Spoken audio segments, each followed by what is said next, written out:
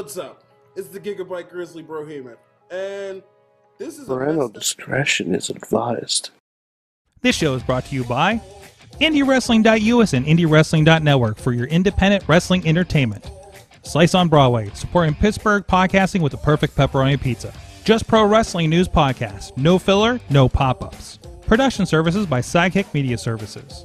And listeners like you, supporting us at patreon.com/Wrestling Mayhem Show. Just wait, just wait, just wait, just wait, just wait. Wait for the perfect time, then attack. Don't give up what you want, take it back. Wait for the perfect...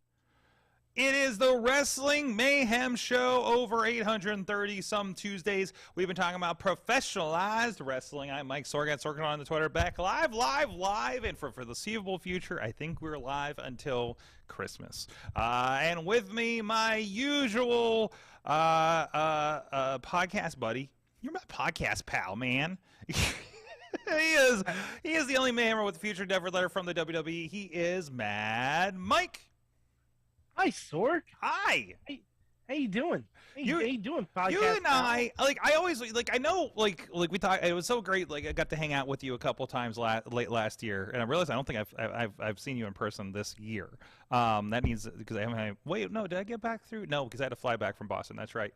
And I just a moment to recognize that Mike and I have this relationship, and probably have not seen each other in person more than both hands full of times in our lives, I think, at this point, right? So, it's not that many times. It's not that. No, I have a question. Mhm. Are you counting just like when I would take trips to Pittsburgh as one time? Yeah, I think collectively. Okay. I hung out with you for a weekend. That's a time.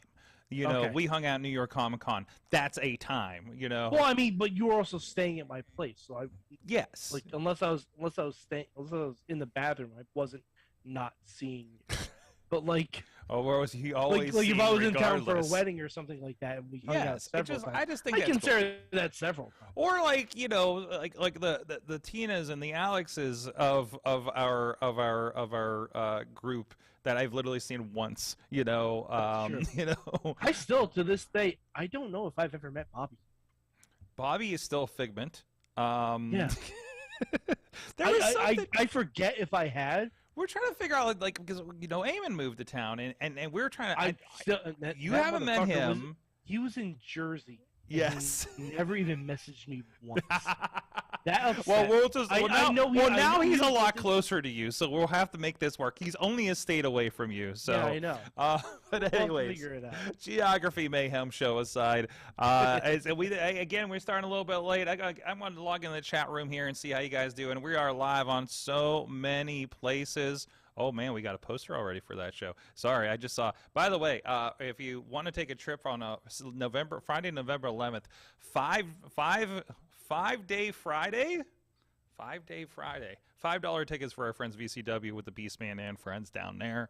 And we're actually looking to do something fun for everybody who can't make it to West Virginia as well, for leading into something we're doing cool really soon. Sorry, I just saw an update. Oh, yeah, this is a later show. I got the extra coffee, got the pumpkin spice coffee, 10 p.m. Here on the East Coast, and both AEW and NXT. We waited for the overrun because, respect to the overrun. Respect Hey, the overrun. you know what? I'm glad we did. Yes. Because there was something happen on the NXT overrun. There was something And very something we'll get to it.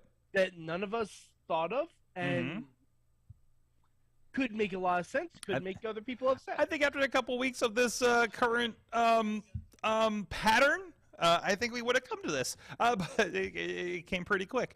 But anyways, we'll get to all that. But anyways, this That's is the what she Wrestling said. Mayhem Show. Hey, this is the Wrestling Mayhem Show. You can check out everything at WrestlingMayhemShow.com. You hit us up at the email address. Good times at WrestlingMayhemShow.com. Zoom really didn't like you tonight. You can also, 412-206-WMS0 is the hotline. Please, if you really want to have your voice heard, that's a way that you can call us up, and we could use it on the show here. And Remember, also, I started by I started becoming a co-host on this show by posting on MySpace. It is something of an audition, isn't it? So It is. Of course, we are here live every Tuesday night on the Wrestling Mayhem Show Facebook, YouTube, the Circle Shot Media Twitch, as well as the IndieWrestling.us YouTube and Twitch pages. You can stream us wherever you like. We got the chat rooms for about all of them up. Hold on, I got to turn on the chat rooms for all those. Okay, there they are. And so thank you everybody that's joined us on any of those platforms. And we are, and let us know what you think of the 10 o'clock. NXT has become way more eventful that we don't feel like throwing it on the background and half ignoring it. Should we move the Wrestling Mayhem Show post NXT? Should we respect the overrun more? Should we do a later show? I'm sure those on the West Coast would love this idea. But let us know. Let us know. Good times at WrestlingMayhemShow.com, at Mayhem Show on the Twitter or on the social medias. Maybe we'll throw a thread up in the Wrestling Mayhem Show Facebook group. Let us know in the chat room now how you are right now, and all that stuff. So, and of course, you can subscribe to us on all your podcasts. Also, there might be a little bit of we're looking to do some cleanup. We're doing a lot of cleanup for the show and everything. A little bit of just cleaning up, housekeeping. Yes, that landing was yeah. But there might be some if you're keep an eye on your podcast feeds. We're going to be like collapsing some of them together here soon. The super feed's going to go away because we're really only doing this show now because things have turned into other projects that are not in the podcast feed. Interesting enough, in a positive way. So look out for that. If you are getting us on the super feed, we're going to make sure we're going to try to take care of you. I'm looking at some options right now, but there's going to be a lot of stuff going on there. Patreon.com/Wrestling Mayhem Show. A lot of guys do support the show, and we thank you so very much. A lot of you giving your hard-earned money, and also those that are helping out, with the community and everything like that too. Thank you so much to our friends at the fan of the show level, Bo Diggity, woo, as well as Ed Burke, Team Hammer Fist, as well as the Poppy Club level, our friends Dave Ponder and Bobby F. J-Town. At the Pizza Club level, Doc Remedy and The Riz. And let me roll back a second. I'll also give an extra shout out to Dave Ponder, who has been taking on, if you love those clips that show up in a lot of our social media over the last several months, Dave Ponder is responsible for that. And thank you for helping us so much with getting that off the ground. And we're actually been talking about kind of doing some extra work around that here in the future too. Hey, it's Pizza Club level, Doc Remedy and The Riz, as well as at the manager level, Bradley and the Mother of Dragons, Tina Keys. Thank you so much, everybody that keeps the Mayhem world going around. And I'm old, I'm tired, and I listen to podcasters and sometimes fall asleep. So 10 o'clock is not a good idea. See, that's what I'm saying. Yeah, drink a coffee and stay up. You know what, us. Sorg? Let's split the difference. 9:30. 9:30, 9:45. I was actually considering officially making the time 10:05 in pure TBS style, so we have time after whatever overrun on NXT might have. I wanted that to be the ongoing joke, maybe, if we do this alteration. We turn the podcast feed into the Superstation. Yes, we're looking at the Wrestling Mayhem Show Superstation. That would have been great when we had like 5 different shows, 5 years ago, right? When we had the man, Right. Well, I've always had the dream of having all this stuff and it's on a feed and just as a loop thing, but we have like 3 shows now on the network. If we were to do the midweek war now, would I have to do a Triple H impression? I don't even know at this point. Like, yeah, you would. The midweek war. Would it be that instead? Did I talk to you about how mad I was for the Brian Gerwitz book when the reader was doing the Triple H impression? I'm so upset about that because you can tell the reader of the book, the narrator of the book, does no idea any of these things, and the Triple H, so we know the thing. It's like I'm the game, but in that it makes it's a me Mario but angrier. Yeah, I mean, like it's a me, it's your village. Like it's there, but it's not as overpronounced, and you make it overpronounced. But like the way like the reader, it's like made him sound like he was like thinking of the next word, the game. There was a UHH at the end. Which is how it's written, but shouldn't be how it's read. You know what I mean? It's one of those things that just doesn't connect, right? And, like you see the word malevolent written and you do not pronounce it in your head appropriately, right? Malevolent. Yeah, that's been a comic book problem with me for years. Hermione. What's that? Hermione. Permione? I heard a lot of people pronounce Hermione Hermione until they heard it. in the movie. Because it was a book, yeah. Hermione. That's the other reason why I don't read fantasy books, because I would always make the wrong. Like I need I need Game of Thrones to tell me what their names are. Oh God, I still don't. Game of Thrones has too many characters. I don't even know. What is that? I wouldn't even. Oh, dude, I wouldn't even start. Listen, going from The Hobbit to Fellowship of the Ring, I fell right off. And especially now in this Lord of the Dragon shit, they're starting to reuse names. I'm like, nope, no, just what? Wait. House of the Dragon? You mean? House of the Dragon. Oh, really? Lord of the Dragon. Yeah. Listen, there's a Lord of the Rings show and there's House of the Dragon. Let's just imagine they're the same show. I haven't started either one of them yet. I'm still trying to watch the latest Star Trek show. I still haven't finished Sandman. I'm on like episode. I'm like 20 minutes into the third episode of Andor. I got a lot to do. To do. So. All this stuff is hitting at once. And it's hard for me to keep up on my shows because my treadmill's broken. So. You know what I did finish though? She-Hulk. Oh my God! My wife hated it. Hated it. I love She-Hulk. Hates the fourth wall. Hated how it finished. It was. I was like, "This is stupid," and I love it. Awesome. Yeah, absolutely. It's true. I think it's tremendous. Sorg, guess what I'm dressing as for Halloween? There it is.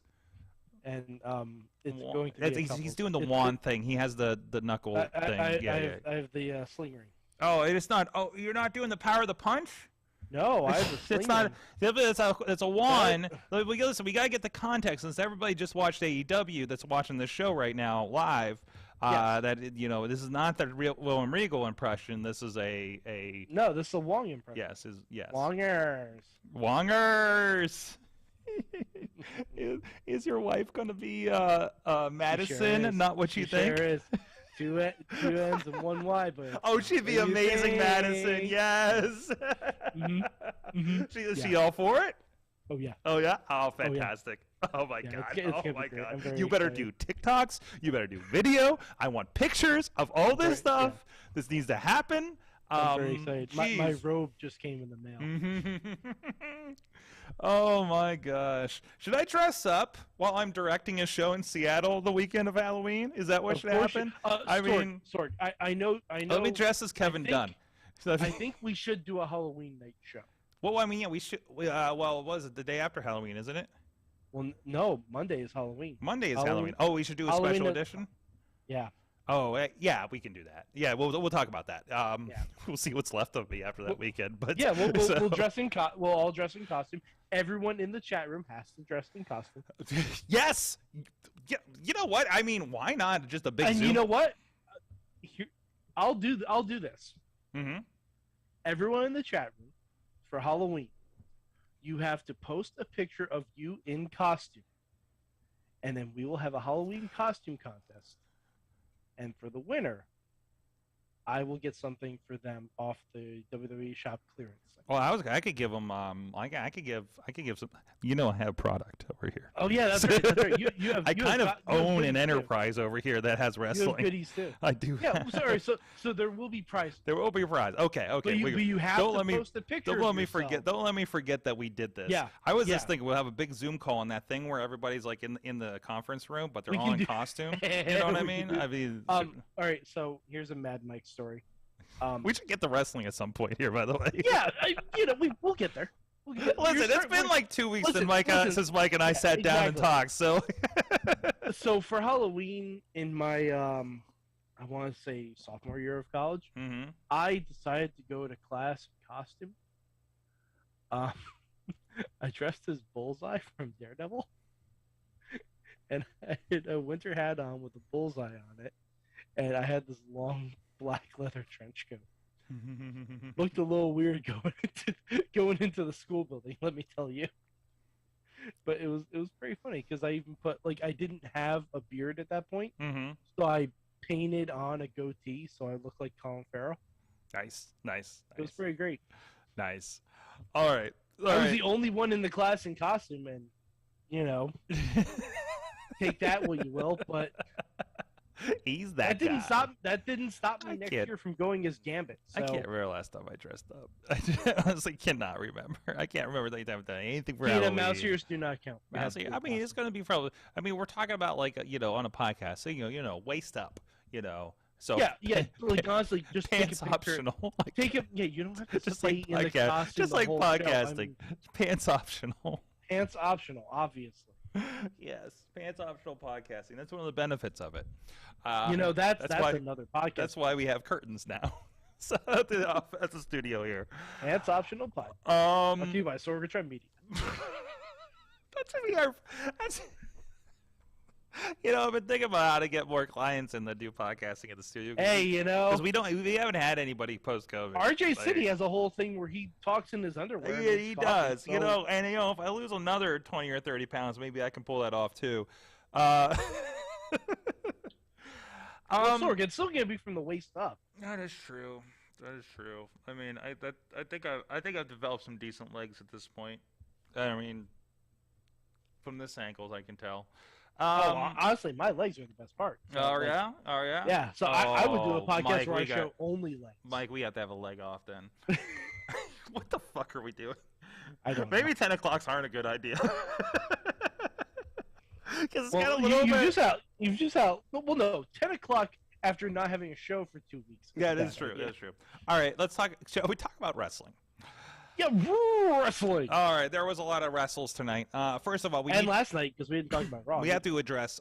First of all, I think holy crap, that match, the NAEW, which of course ended with what appears to be a. Okay. What was I saying? Oh, okay. It has to be a serious injury. The way they were treating things, things were so off the rails with the show. If you didn't watch NXT because it's Tuesday and you do other things, or NXT is your bag. Again, about roughly 10 minutes to the hour.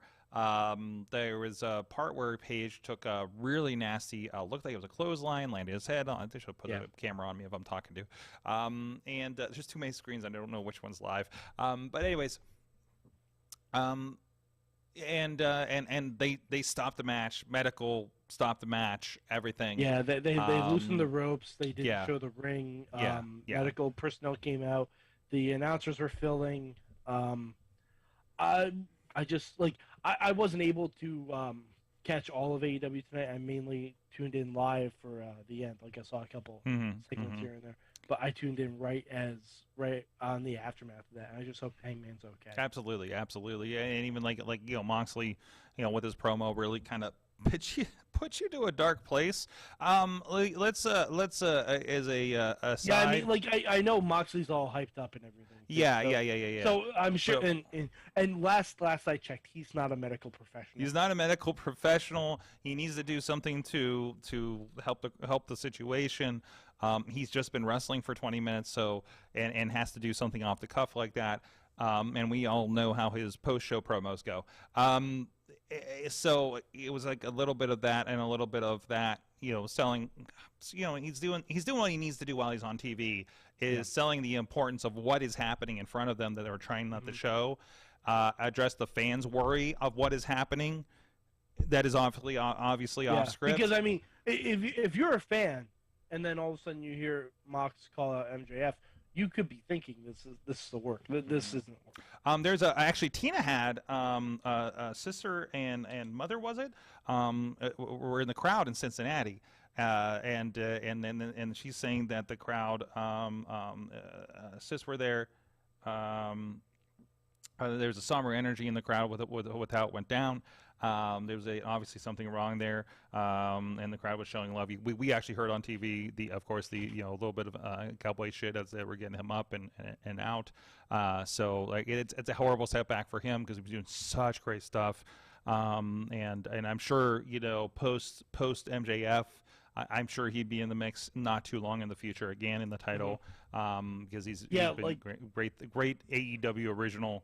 That's been a great thing for the company. Yeah, and we were even talking before we went live that obviously the plans for this show completely got screwed up, whatever they were. Yeah, at the very least, timing wise. So Yeah, because I had sent out a tweet earlier today that I was calling my shot that MJF was leaving with the belt, and who knows if that was the plan and if they just called an audible. But I just like I don't know. My impression is they skipped to the end of the plan.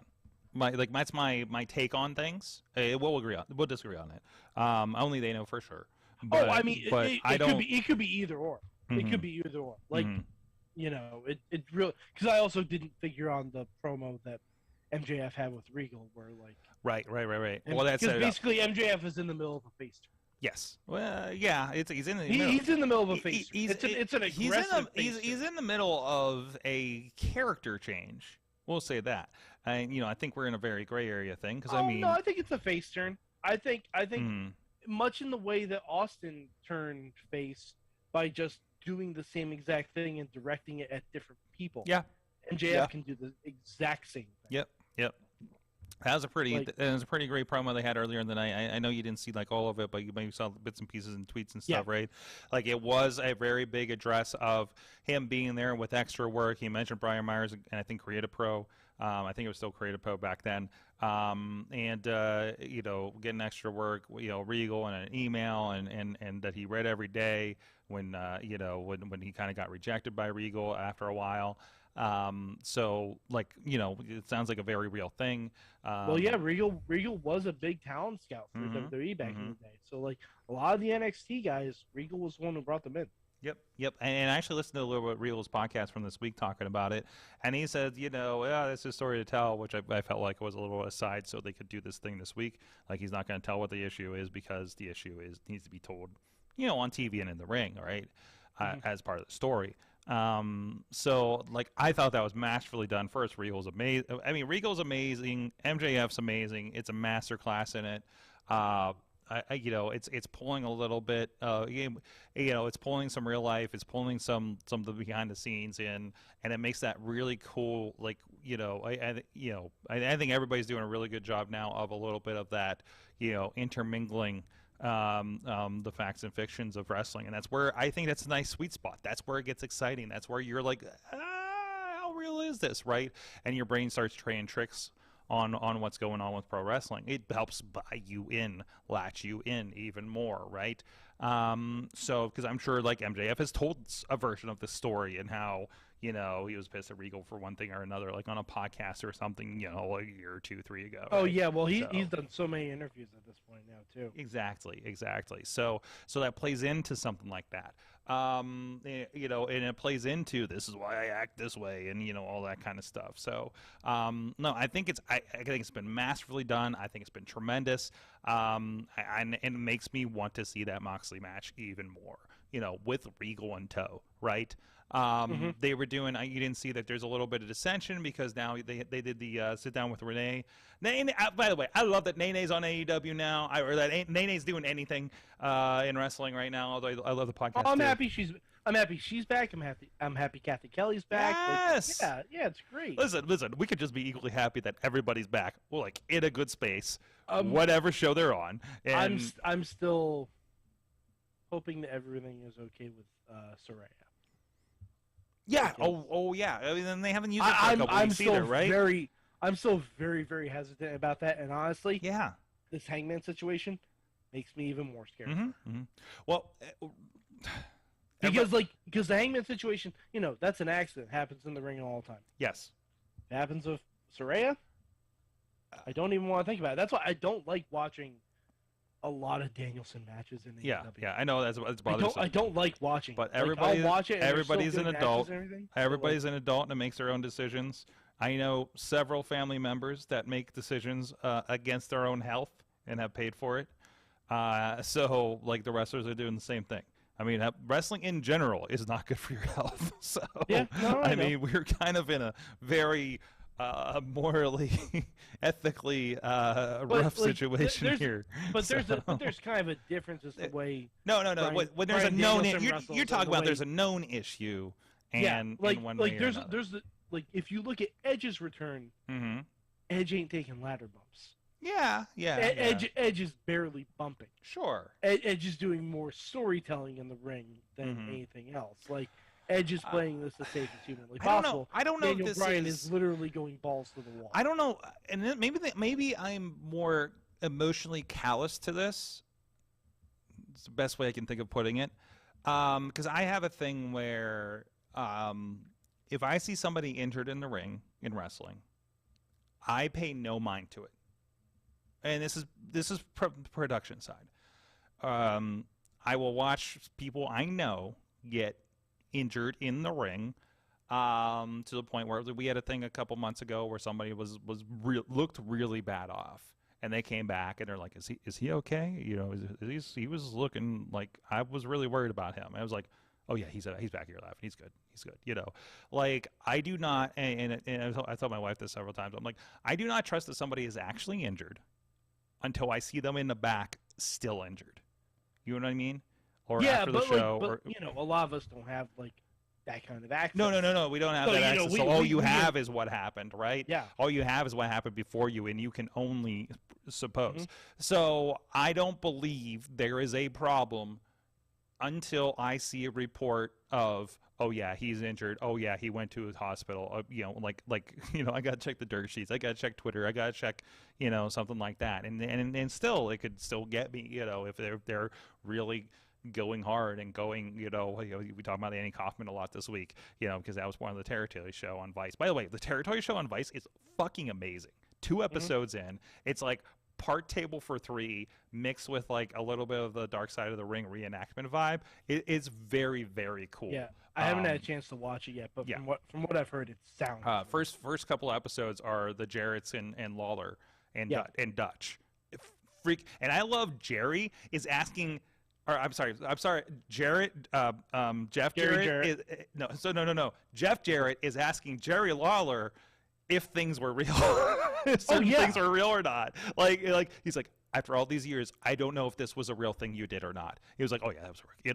Like that kind of thing. That like Jeff Jarrett, kayfabe. Yeah. Like from what I've heard, because I remember I watched an interview with Jerry Lawler when he was doing Man on the Moon. And even then, he said it was like he was back in time because Jim Carrey was going totally method. And he would only be addressed as Andy. And that was a whole thing. And then it turned kind of turned realish and reenacted and became a story in itself, right? Yeah. That's real. God, that's the fucking magic of wrestling. That's very cool. And the beautiful thing is Mike, I think I've told you some of them off air, but like that's still like, at least on this local level, a lot of the shows we work, like that still happens. You know what I mean? Like there's I love that some people, some of the guys and girls that we know appreciate that part of it so much, then they go all in on something like this. There's something that happened a year ago that people still ask me about and don't know if it was how real it was or not, right? Like that's and that's beautiful, that's great. That's wrestling is suspending that disbelief, or not to say fooling people, but kind of fooling people, right? Being real enough that it becomes real. And you work yourself in the chute, brother. But anyways, that's why I stick around. One of the reasons. Checking, and also along those lines, good vibes going out to the Rev after some stuff this weekend as well. So, but anyways. Where was I going with that? So we were talking about that. We're talking about the injuries, and a little bit of everything there. Territory show is really good. AEW tonight, I was so good, Mike, and this is something I probably appreciate more than you do. It was so good to see Dalton Castle and Chris Jericho tonight. That was very, very cool. Jerry Lynn had a bit of a cameo at the end there. I love Dalton Castle being able to get like a spotlight and stuff. Like, and he got great. I don't like what Jericho's doing. I don't like the story. I don't like the angle. And that's I don't like anything about it. I love what he's doing with it. I think it's amazing. All right, so but see I would love what he was doing Mm-hmm. if he was doing this on an ROH show. Right, but we don't have an ROH show. But So see, this is my problem with the whole thing. So why? So I mean, it's a good storyline that's happening on TV. You know, it's keeping the Ring of Honor name alive. They're still they are honoring and introducing so many people. This, like Mike, do you see what the purpose of the storyline is? Is to introduce the history of Ring of Honor to so many people. Even I know more. what it is. That doesn't. But this should be done on a Ring of Honor show. I agree. This should be done on I a Ring of agree. Honor show. I wish we had a Ring of Honor show. Because there's a lot of people and a lot of AEW titles that are not getting. If there was a Ring of Honor show, it would be happening. But there isn't. And that is not in anybody's control. The negotiations are wherever they are. It's in Tony Khan's control. He was the one who chose. No. He was the one who chose to put. No, but he was the one who. All right, so Tony Khan doesn't own a network. Okay, hold on. So we want to highlight the history of Ring of Honor, right? Mm-hmm. Where's Mercedes Martinez? Injured, I believe. Nope, not injured at all. Okay. Just recently tweeted that she has not defended the title since the last pay-per-view and hasn't been on TV since. If you're going to do this, do it equally. Okay. Do it equally. Okay. Because it's almost like saying that Ring of Honor doesn't have a women's division. Okay. And no, but like, if that's what you want to do, then you need to give equal time to everyone. Okay. Well, And because I just fucking hate the AEW becomes the Chris Jericho show. Well, Chris Jericho is on Dynamite for at least 25 to 30 minutes every week. Okay. In some form or fashion. Oh, so remember, this is a time where there's about 4 major names that are not a part of AEW. It doesn't matter. It does matter because, but listen, when the major names that you probably had a through line for this period of time disappear, you go to your Moxleys and Jerichos and Page. Okay, or you could also build people up. Well, you need to. Where's Ricky Starks? That's Where's a good question. Hobbs? Very good question. Very Where's good Miro? question. I don't know. Where's Miro? Why isn't Wardlow being pushed as a singles wrestler? Why isn't Samoa Joe being pushed as a singles wrestler? Well, I don't hate a Wardlow situation, but I do because they're not a tag team. Mm-hmm. They're not a tag team. They're not even a tag. They're singles champions. Sorg. Mm-hmm. They're singles champions that have not been given a single storyline. Okay. And one of them is an ROH TV champion who should be given, if we're doing this thing, he should be given a storyline. Mm-hmm. Well, the story is Wardlow versus I forget who they're feuding with. Exactly. Exactly. It doesn't matter because they're two powerhouses that it's not a story. It's just putting them on TV to squash someone. It's Omos in tag team form. Is that so bad? Yes, because Why? they're champions. Okay. They're individual champions. Okay. Wardlow has not had a single feud for his championship since he won it. Okay. That's not good. Well, I'd say he'd had a little bit of a feud with the whole Mark Sterling faction for a few weeks. Okay.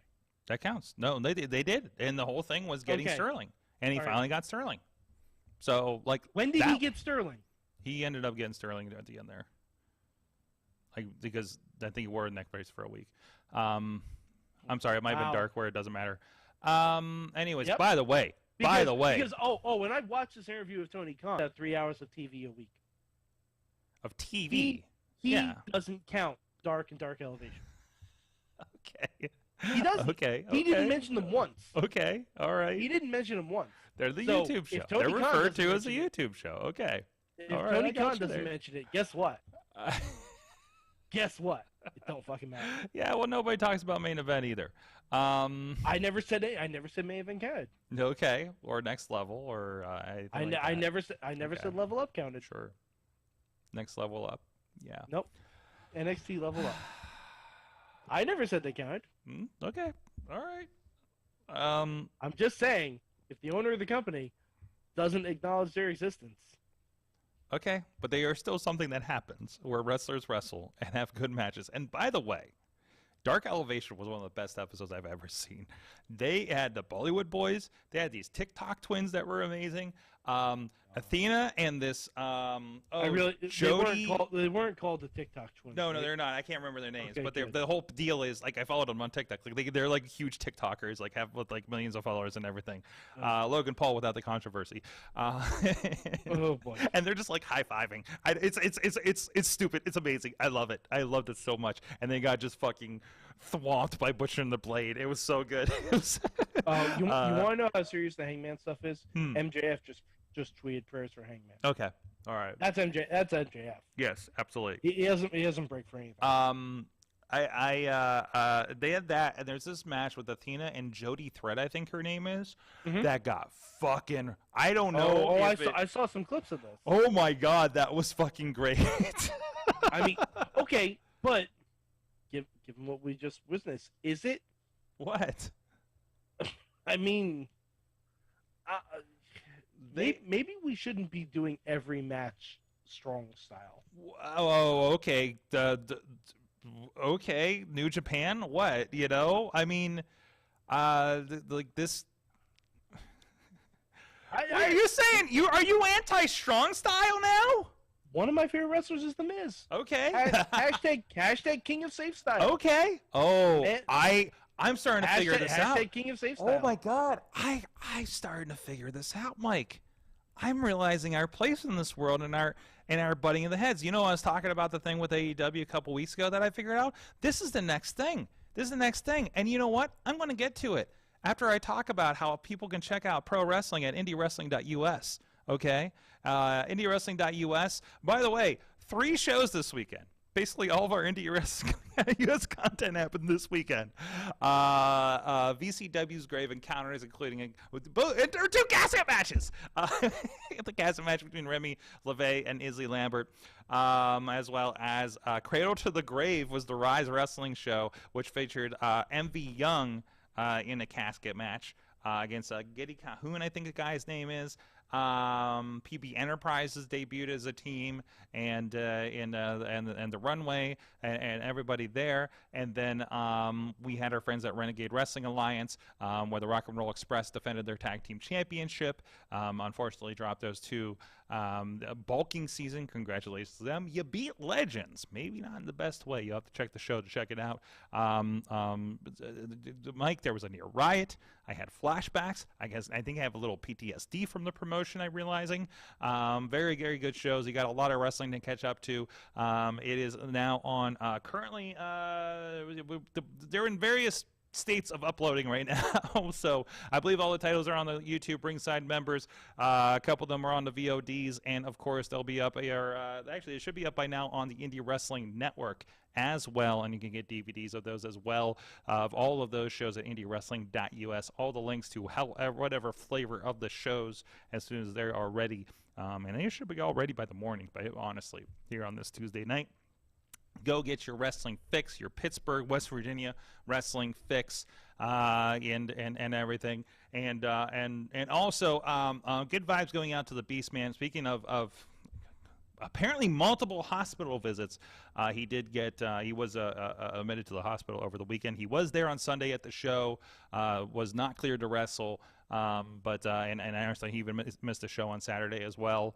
So vibes going out to him for some difficulties he was going through. So not COVID, not flu, not anything like that. Still working on it. So good vibes to the friend of the show, the Beast Man, who literally made his mark on the wall over here. So which everybody asked me about when they come into the studio. But somebody a couple weeks ago said, "Why did you let the Beast Man write on your wall?" And I was like, "What makes you think I let him?" So that's how that goes. But anyways, indiewrestling.us. Anyways, Mike, I figured us out. I know why we butt heads so much. This is it. I mean, and this is, and please walk with me on this. Don't take any offense by this. This is going to be a giant generalization of the idea here. I believe in the long run, and I think you just illustrated it with the comment you made a few moments ago, I think the difference is I am a wrestling fan, and you, sir, are a sports entertainment fan. No, that's not true. no, I feel like I think No, it no. is. I think because if you were able to. Sheamus and Walter beat the shit out of each other, and I loved it. Okay. No, but I, based on the amount of people that I've seen injured at AEW, I feel more squeamish watching that product. That just as a general rule of thumb. Mm-hmm. Injuries happen. But injuries happen. Of course they do, but they seem to happen more frequently. Like, Adam Cole may never wrestle again. I think there's a difference. I feel like there's been injuries. Like, I feel like there. I feel like there's enough going on. It's difference between Kenny Omega, where his injuries have accumulated over time, Mm-hmm. and like freak accidents like Ruby Riott getting her nose broken because Mm-hmm. two schmucks didn't want to protect her in the ring, Mm-hmm. or Matt Hardy getting his head. No, that busted shit needs to be taken care of. No, but Matt Hardy getting his head bounced on concrete and continuing the match. Mm-hmm. Like, stuff like that seems to happen in AEW a lot more than it does in WWE. And Okay. I get and because the fan base is so virulent, like, towards it, like, they love that shit, and I get it, and that's great, and that's fantastic. I get squeamish watching it a lot of times. Like, even Tina admitted earlier in the chat that sometimes Danielson matches can be tough to watch. Sure. And like, it just is, like, you know, it's. I don't want to see, like, if I wanted to see that kind of stuff, I'd go back to watching UFC. I mean, this is like how I hate watching, like, you know, the shindy stuff around here, because I'm like, this guy's not trained and somebody's going to get hurt and I don't want to be here for it. Like, is that the vibe that we're talking about? Kinda. Yeah? A little bit, yeah. Okay. Like honestly, if I'm watching Dynamite just to catch up on the stories, Mm-hmm. sometimes I'll fast forward through some of the matches. Okay. All Like, right. Just because, like, spoiler alert, you can find good wrestling on every TV show ever. No, more or less. More or less. No, I'd say every company that puts out a televised or a YouTube or a streaming product, Mhm. you will find 1 to 2 good matches, if not minimum, Mhm. every show. Otherwise, what are we doing here? Yeah, but see, that's the thing. Like, this isn't like back in the day where companies weren't putting on good matches. Yeah. Every company's putting on good matches. And this is where I do. like- Sorry. Go ahead. No, I'm here more for the story than No. the matches. And a lot That's of why times, I like, say sports entertainment versus no, wrestling. storytelling. You Sports can tell entertainment. storytelling with wrestling matches. Entertainment with sports. Sports entertainment. No, because then I would like the Jericho's story more. Right? Right. No. And I don't. No, because that's wrestling. That's where they trick you. No, that's sports entertainment. It's in the name. It's The marquee says sports. The marquee literally says sports entertainment. You're right there. You got me there. Yeah, like, but like I you see what I don't want to feel like there's potential that I'm not going to see this person wrestle again after this match. Right. I don't like that feeling. Yeah. I don't like that feeling in any, like, and Moxley versus Hangman. Moxley, yes, works a little stiff, but I don't get that around him because I know he's, for the most part, very safe and protected. Yeah, no, I think, and I think the thing tonight, they were obviously going really hard. They're trying to. Oh yeah, it's a freak accident. It's a Stuff freak like that accident. happens. It is not. I don't think anybody was careless. I mean, if you looked at the way, because I think it was like, and please, people in the chat room that saw it maybe a couple more times than I did, because I was definitely multitasking. It's a spot that Hangman does all the time. Yeah, because it's a sell off of Lariat. Yeah, that he literally does all the time. He's the one that does, like, he gets hit, but he's the one that does the flip. You know what I mean? Like, I Moxley see doesn't. in literally every match he does. Right. Like, I my limited wrestling knowledge, and there's a good comment, and again, for these kind of conversations, I really wish we would have a wrestler present for it to tell us where we're out of line, because they know the physics of this, right? Like we can only suppose based on what we're seeing, which goes to the conversation of what's real and isn't, you know. So, and how things are presented and these kinds of things.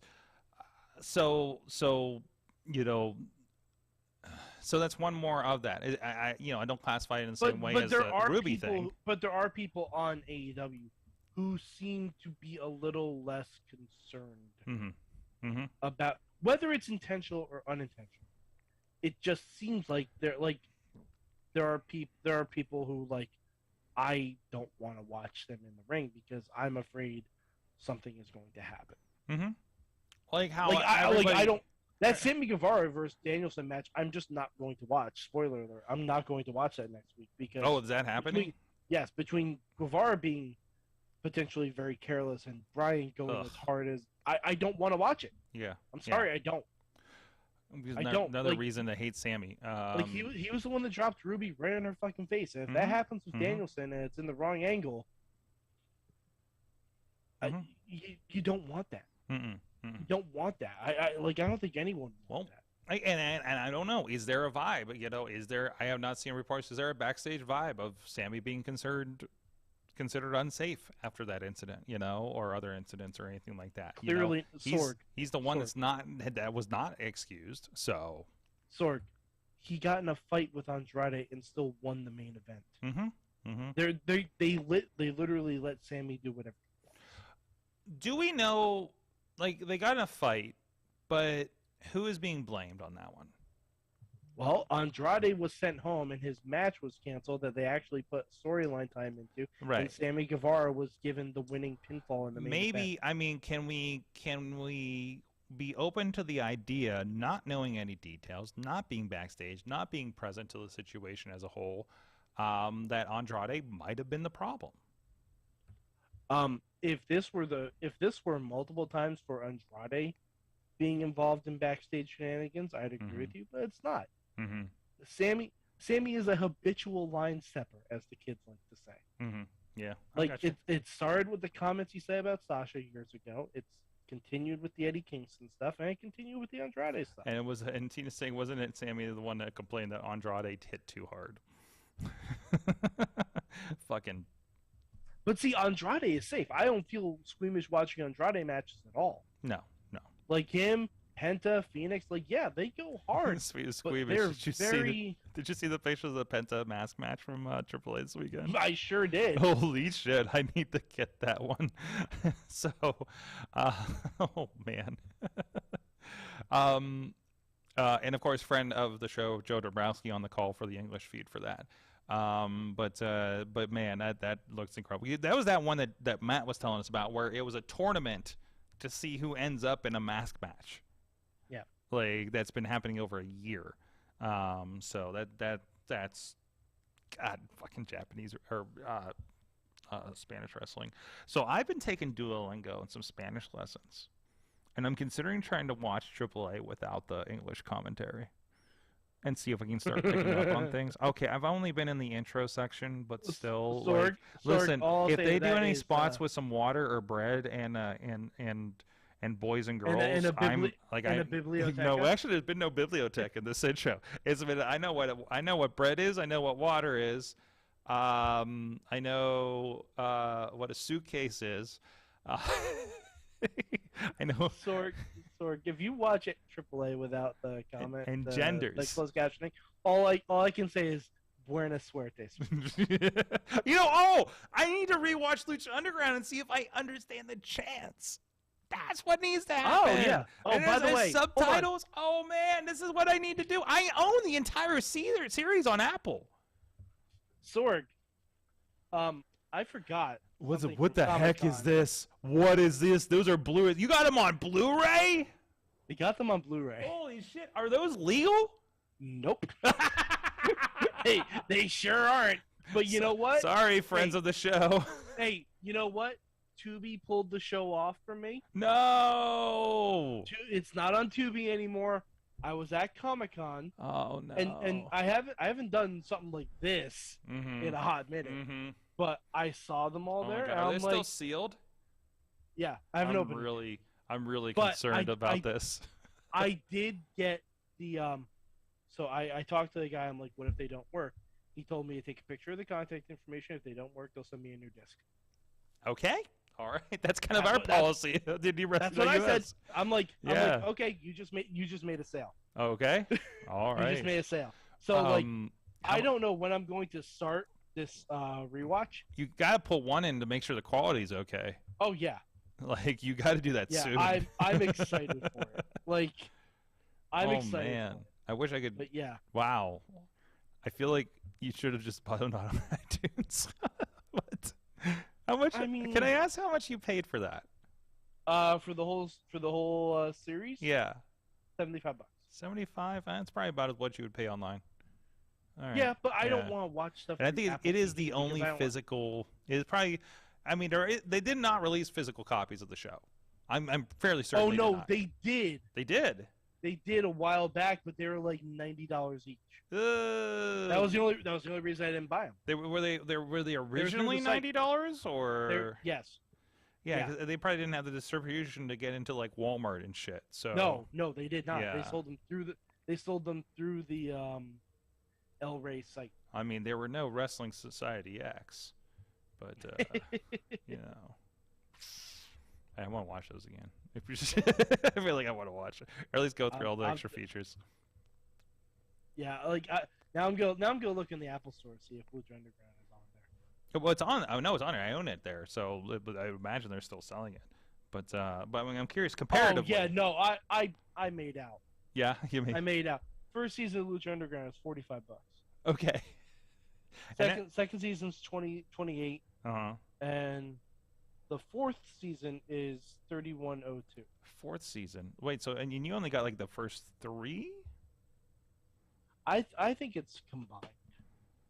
Okay. I think it's combined because I think one of them was a shortened season. I'm gonna double check that I actually got. No, I do have all 4 seasons. I definitely have all 4 seasons. That is definitely worth a rewatch. Oh boy, how many are there? Oh, yeah, we're going down the rabbit. Well, the first season had 39 episodes, 27, 41 for season 3, 23. That's weird. They really kind of went back and forth on those. Oh, okay. So season 1, season 3, and season 4 they have on Apple. I'm sorry. But for some reason they don't have season 2. They don't have season 2? Oh, I have it. I mean, I might be because I bought it, but maybe. No, I don't know. Is season 1 39 episodes? Yeah. Wow. Yeah, it is. That's what I got on here. It's in my library. So, God, 2014, so long ago. Wait, season 1 was 2014, 2016, 2016. Oh, okay. It looks like this season 3 is season 2 and season 3 together. Maybe, I don't know. No, it's not. Because 2 and 3 are marked as 2016, but they're like 27 and 41 episodes respectively. So all right, so I still have to find Lucha Underground season 4 somewhere. Then. Yeah. See if that reflects on those on the listings, but yeah. You have the contact information. Ask him when he gets 4 ready. I do. There you go. I'll probably do that. In the meantime, I don't know. Maybe I can put you on a family share or something. Well, I mean, I gotta wait till I get back. We have some time. You have some time. You have hours and hours of it to watch. So, oh boy. We should go over. There is a pay-per-view this weekend, and I think it's a pretty tremendous. It's pretty tremendous what they're doing with this. I gotta say, well, we'll talk about it. I think after the break here, in a moment here. But yeah, we're gonna talk NXT. We're gonna make a point to talk about NXT, Mike. Yeah. What has this show become? I like NXT. A year ago, did we think we were gonna come back around to this? I was doubtful. That's for sure. I was a hard no for the longest time on NXT, but we'll get to that in a minute. In the meantime, give a shout out to our friends at Slice on Broadway, feeding our guests or just the Sorg. Just the Sorgs, so we can get the shows done and not forget to eat. Thank you to our friends over there at Slice on Broadway, now with 5 locations, by the way. And by the way, Tina, we need to touch base on next week. We got to do some logistics about this thing, or are we going to wait till Thanksgiving? I'm not sure. And by the way, if I bring you Slice on Thanksgiving, does it have to be like a turkey pizza? Because I don't think it's going to last on the flight very well. Anyways, check them out. Our friends SliceOnBroadway.com. New York City style. Yins are made. Tell them the Mayhem Show sent you. We'll be right back after these messages with at least one outdated ad in there. I know. I have to fix that. But we'll be right back in about a few moments here.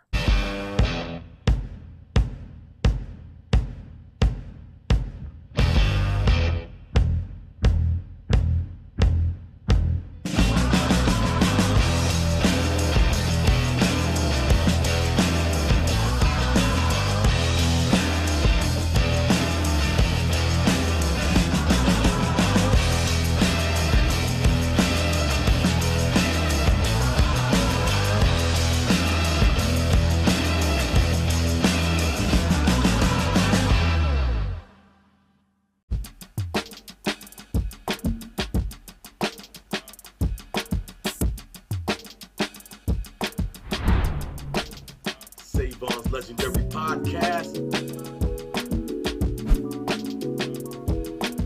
Watch out on the TV network on Roku. Grind City. And you know this, man.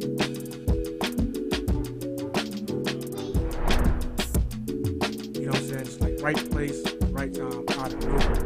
So what you saying?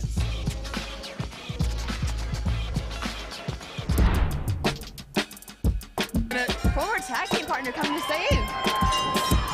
Tony Johnson, we saw him battle Edric earlier, but this is a 2-on-1 mugging.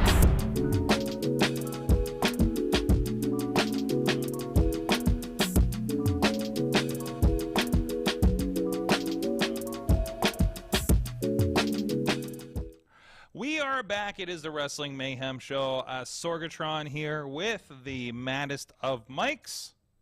Yeah, I'm just looking up this Halloween Havoc card, Sorg. Oh my. And apples. Yes, I know apples. I don't know tomatoes yet, Podner. Podner is my Duolingo buddy. Podner and Chachi are my Duolingo buddies over there. So I'm rolling with it. So, hey, this is what happens when we go later on the show. My mother-in-law jumps into the show. So, holy shit. Anyways, so all the West Coasters tune in when we do the letters. This is it. This is where we bridge the gap, man. This is where it happens. And also NXT is probably just starting for them on the West Coast, if I understand my time zones correctly. So, but anyways, manzanas.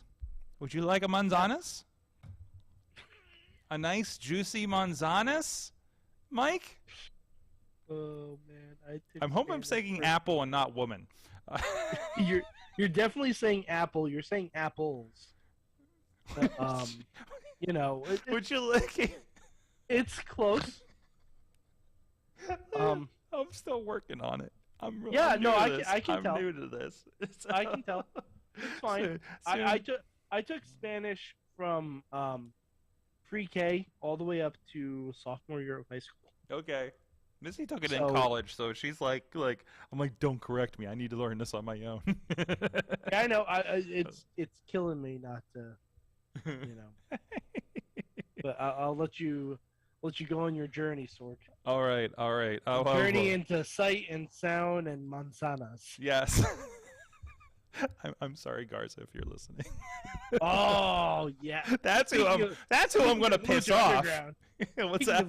Speaking of Lucha, I miss Garza. Oh my God, he was our freaking bilingual Yoda going through that show. I loved it.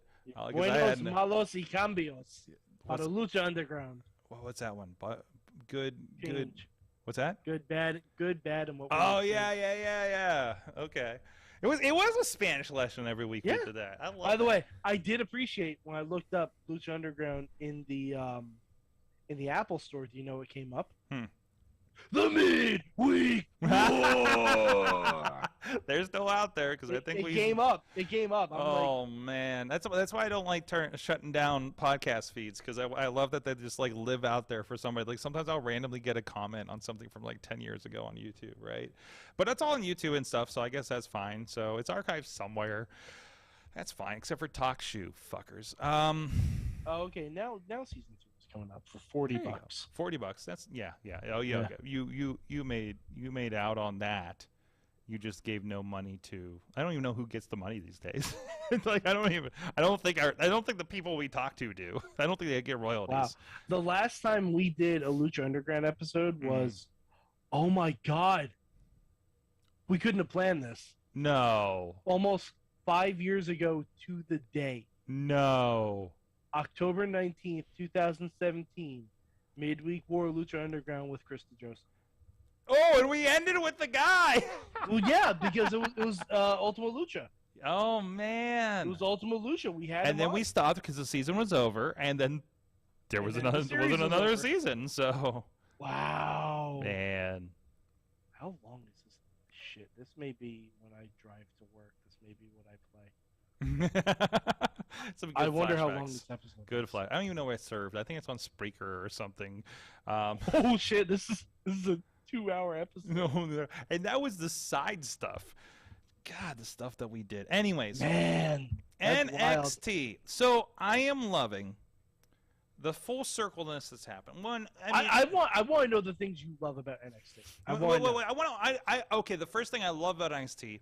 Let me give a precursor. Like I like how it's fun that we got to do these full circle things with AEW right now, where like Tony Schiavone's back on a Turner network, and and now Regal's like defending him on a Turner network, and they're calling back to that kind of stuff, and Sting's there, and this whole thing, right? And Jericho's back, and like that kind of idea, but that we have Halloween Havoc happening.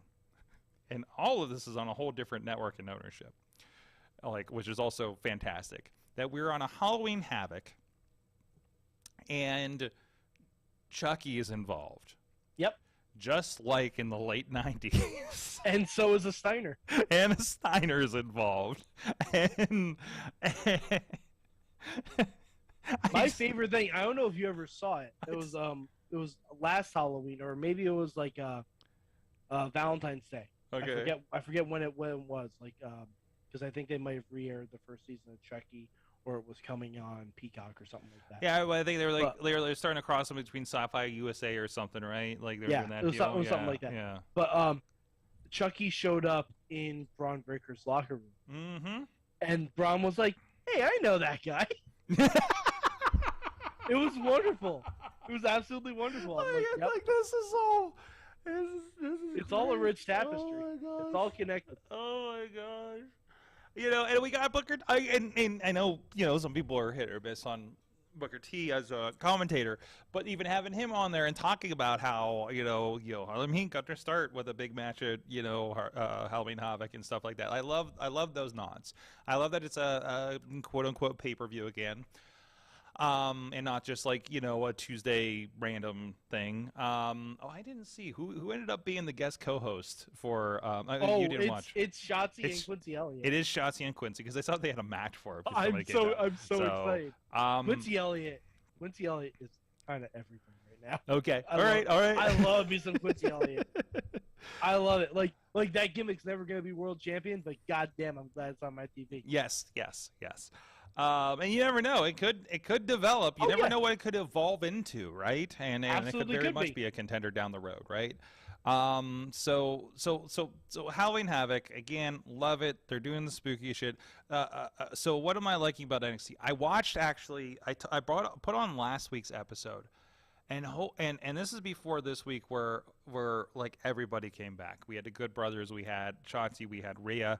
They were doing the big and I'm sure it was just as hot. Shinsuke came back, and I'm sure it's just as hot. The reactions I was seeing, but again, I'm double watching with AEW, which takes away from both shows. To be honest, I'm so glad they don't do this every week because I'd hate it, right? Mm-hmm. But man, I watched last week's, and holy shit, some of those matches were fucking killer. Holy shit! Yeah, like it is in such a good place. The stuff that I thought was really stupid before are so wonderfully stupid now, for the most part. Everything from your Dawn thing to Thea Hale to hold on. What? You can't just dismiss that. What? The Don thing. Oh yeah, the whole Sorg, bad stereotype Don thing. Yes. Show the proper respect to Tony D, the Don of NXT. Tony D, the Don of NXT. I'm pretty who sure been better than Chris Pratt in a DeMario movie. I'm pretty sure if I did that, it would show more disrespect versus you doing it. So but at least set me up for it. Okay, I will respect your setup from now on, Mike. Sorg, my fantasy football team name is Tony D, the Don of NXT. Oh shit, how's my fantasy football doing? Not great this week. I believe it's been good. I haven't looked at it in 3 weeks. I know. I won that first week. I'm like, oh, I'll be good. Well, wait. Well, I'll wait. Oh, this is Tuesday, so we're past everything. Okay. How am I? Yeah. What am I at? Oh, I'll look and see where you're at. Sorg. Where am I at? Hold on, I got you my team. are. I'm You're beating Chad the Shad. I'm beating Chad the Shad. That's what's important. Yeah, and honestly, Chad the Shad, former Mayhem football champion. So that's my Super Bowl. Yeah, you're 2-4. 2-4. You're the same record as Matt Carlins, who just joined us in the chat. You know what? I can be happy with not being last. Exactly. That's exactly how I qualify if I did a good job when I was playing Call of Duty. I'm never going to be first, but if I'm not last, that's a win. That's how I play Fall Guys. Yeah, that's also. I was almost first once. Oh, me and Chachi both, I think, ended up getting the crown or really close to it. Like one night when we were playing. I've still never crowned. I've still never crowned. Hey, I got a night off. I did get the Xavier Woods skin on it. I'm throwing out there. Dude, they like time. I wanted to go buy it and it wasn't there. They like timed them circle them or something. I know. I found out too late. I'm busy, man. I can't log into a Fall Guys because I don't have an Xbox in front of me half the time. So get for the Switch. I don't have a Switch. Oh, right. And did they put get it a on? Switch. I gotta see if they put it on Nvidia. Maybe they put it on Nvidia by now. I don't know. Because then I can play it everywhere. Because they didn't put it on the cloud yet for Game Pass. I need that. I need that to happen. I need Xbox to open that up where I can just play games I own on cloud. Anyways, but other than that, what were we talking about? Wait, roll Tony D, the Don of NXT. No, there was something in between there that we were talking about. The stuff you like on NXT. Stuff I like on NXT. Oh, yes. I interrupted you because you disrespected the Don of NXT. The Chase U stuff, the like there's just like a lot of it's getting who did that's right, the Thea was the one that was the one that took out Robert Stone. Yes. No, it's a lot more interesting. And even what do you think about the Joe Gacy stuff? I haven't taken. Has it been late the last couple weeks with it? Because I feel like I haven't seen much. So I don't, because I hated it before, and I don't think I've seen enough of it to give a notice to it. Okay. So I don't know what that means. I think it's just they're in a cool off period with it or something right now, maybe.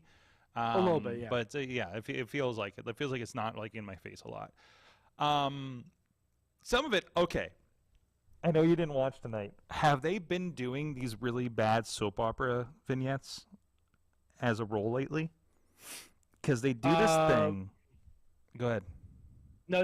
Like, what do you mean, like bad soap So opera? the Diamond Mine is the one group? Oh, yeah. Okay. Yeah. Did you see the Roddy last week in the next No. I watched was it last week or this week? It's the one where they rolled him out on the wheelchair. In the arena? Or no, like at the hospital or something. That was last week. I watched both today, so it's blending together, and I'm like, what the fuck is this? Why is this like bad telenovela like with the music in the background and the close-up shots? I'm like, is this the thing? Is this the gimmick now? Is it what is this like over dramatized crazy stuff going on? It's so bad. It is like it's wonderfully terrible. But I don't know if we're supposed to notice, or if we're just really like what Mike, it's supposed to be bad. Mike, walk me through this. It's supposed to be like hilariously funny. Okay. Like they got some interesting sense of humors at NXT right now. Well, do you remember the Johnny and Candace stuff they used to do? Oh, when they're like in the house and everything? Yeah. But they didn't have like music and there was like bullshit. Yes, they did. Oh, did they? Bullshit. Yes, they. Remember when it looked like they were both going evil and they would like show like their glowing eyes and shit. Okay. Okay, you got me there. There's definitely some Full Sail students just going fucking hog on production on these things. Yeah. and the kicker to it for me is that the Creeds are really, really good. Uh-huh. The Oh, Creeds yeah. are Oh, yeah, very, they are. very good Yes, they are. wrestlers. And I love that they can do both aspects of this. Like, I swear, I've said this before, I'll say it again. I think Julius Creed is an eventual world champion. Oh, jeez. I truly believe that.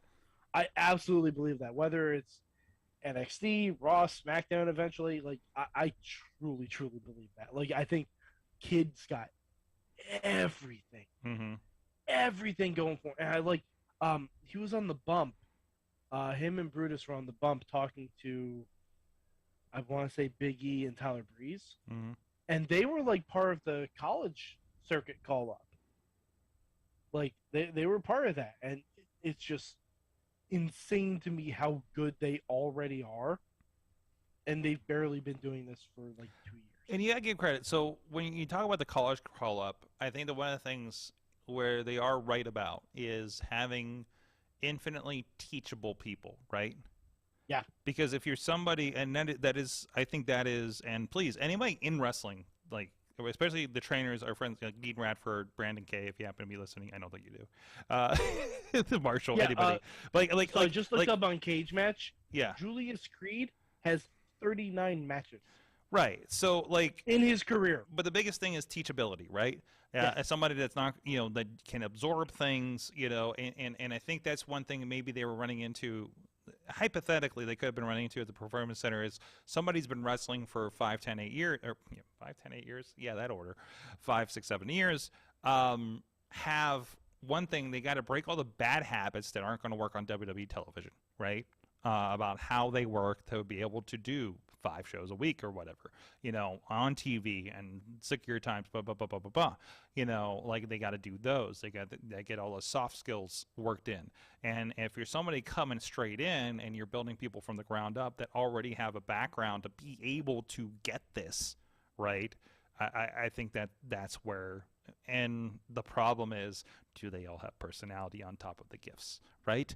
Does that all translate? And that's where it can get a little weird. So, oh boy, I'm going down. By the way, the graphics are amazing for Halloween Havoc. I just love this. It's just like an indie show with the best graphics budget.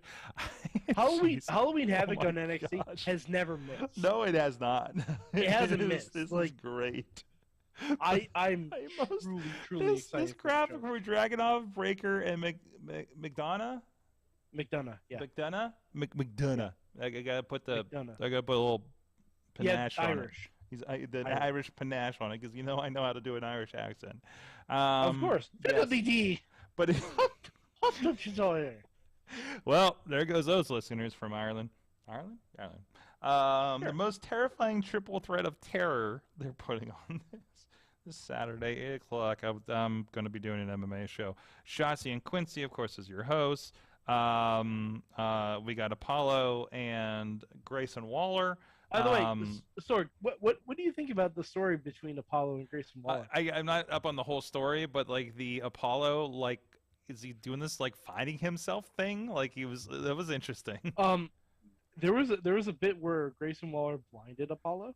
Oh, really? And yeah, they're gonna be working the eyes of the match. What?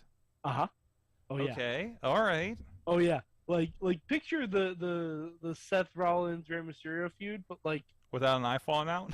Without an eye falling out. Hopefully. And without a masked person in there. Okay. All right. Like I wouldn't be surprised if they end up in a blindfold match. Okay. We have an ambulance match between Julius Creed and Damon Kemp. This is what the whole because what's his face went to the hospital, right? Yes. So that we're just talking about. Yes. Okay. Roxanne Perez, Cora Jade. That is going to be a spin the wheel, make a deal. And so is the Apollo match too. They already spun the wheel for that one. Oh, okay. That's going to be called a Weapons Wild match. Okay. All right. I don't know what it means. Good Friends, Better Enemies is the title on this too. That's pretty much because they were the women's tag team champions, and Cora Jade turned on her immediately. Yeah. The North American title match, which is there's actually a thing in front of this to see the first name. Mensa. It's a six-way ladder match. Six-way Wesley, Von Wagner. It's Carmelo Hayes, Oro Mensa, Wesley, okay. Von Wagner, and Nathan Frazier. Climb the stairway to hell, it says on the graphic. So. Oh yeah, Sorg, it's your standard Scareway to Hell ladder. Yes, your standard Scareway. It's like the second or third time that it's happened. Oh yeah? Wait, the Scareway to hell? Scareway to hell. Oh really? Yeah. Hold on, I'm gonna look it up. Oh my gosh, this is great. You got me so sold on this. What is Mandy doing? Mandy, I think is oh no, she's a match with Alba Fire. Oh yeah, that's right. They did set that up tonight. Okay, she's in the header graphic, but they don't have like a graphic for her on this page. I think it ran off, and there's no. Oh yeah, no. Yeah, last year it was a Scareway to Hell ladder match. Mm-hmm. Zoe Stark and Io Shirai, Toxic Attraction, and Indy and Persia, which was also very good. It was also really good. Jeez. But yeah, Scareway to Hell ladder match is a staple. Okay. A staple of Halloween Havoc. Jeez. Oh yeah. Well, I stepped away for a minute. Okay. This is fun. Okay. This is great. Yeah, sure. I'm in. I mean, this is gonna be a Sunday, late Saturday, if I have any energy after the show / Sunday morning watch, because I think I don't have anything to do Sunday. Amazingly, I sit corrected. The first NXT Halloween Havoc, it wasn't a Scareway to Hell. Mm-hmm. It was a tables, ladders, and scares match. Oh fuck. And it was between EO and Candice. Okay. So you know it's good. Oh boy. But honestly, like if you want to go back and just watch the NXT Halloween Havocs, they haven't missed. Mm-hmm. Because the first one was Gargano versus. And they've all been TV shows, right? Yeah. Yeah. So no, I remember they've been pretty tremendous. Yeah. So I think I even watched last year. I had to get. I'm like, I think I liked it, but I didn't like it enough to stick with NXT. Like I gave it a shot. That was like, if I don't like the Halloween Havoc show, I'm out. And it wasn't. I mean, how could you not like the Lumberjack and Lantern match? For it wasn't. Maybe I didn't catch it. I don't know. Maybe I was so out. I don't of it know if you did then. because Chucky was on it last year. I would have remembered that. Maybe. Yeah. So you might not have seen. I remember you being excited about it. I'd throw it on. Yeah. Because it's good. You got Joe Gacy versus Malik Blade, which was fine. Roderick Strong and Odyssey Jones, I remember they had an okay match. But Mandy and Raquel had a really good match. That was a trick or street fight. Imperium versus MSK, which, everything about that. But that was a Lumberjack o' Lantern match. I feel like I can't get away from Zachary Wentz these days, by the way. Yeah. So he's on every show. And it was Ciampa versus Braun Breaker, which was really I'm watching. Listen, dude, Wentz and Trey, who, they're good buddies, the whole Rascals thing. They came out together at AEW because there's a big tournament, and we helped doing the streaming for it this weekend. In Chicago. None of us were in Chicago except for Rob. So we got I watched the first full night, and then Missy had to take care of the second night while I was doing RWA. And Wentz comes out, and he's like super super hyped because I think it's the first time that they've reunited since he was released, technically maybe. And he comes out, and he was like hard slam dancing. Does this headbang thing, and I thought he was gonna bang his head off of the top of the post. I thought it was the angle of the camera or something, but it was like, oh my god, but it was fine. Anyways, okay, so there's that. Now, look, I'm gonna talk about standard. First of all, what are your thoughts, Mike, on this intermingling that's happening, half call-up kind of stuff that's happening right now? Cameron Grimes came up, brought the Good Brothers back with him for a match last night on Raw. Apparently had a match on Main Event. It seems like, Sonya Deville popped up tonight. or today. I don't know. I can't. Today, all right, somewhere in the last 2 weeks. You know, like you know, the Pick Your Poison, where everybody's going to one show or another to bring back their Pick Your Poison partner or opponent or whatever. Yeah.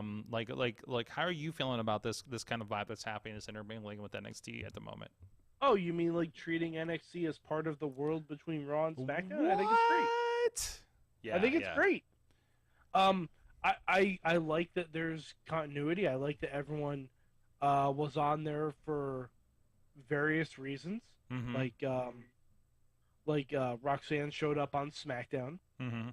to find who she wanted to go up against Cora, Mm-hmm. and then Cora showed up on Raw to find who she wanted to go up against Roxanne. Like Cameron Grimes was looking to spread his money around to find a tag team, and he obviously found the most, someone needed a second pool, and Cameron Grimes was more than happy to fund that second pool. That's a joke for Carl Anderson, Mm-hmm. who said he wouldn't come back unless he needed a second pool. But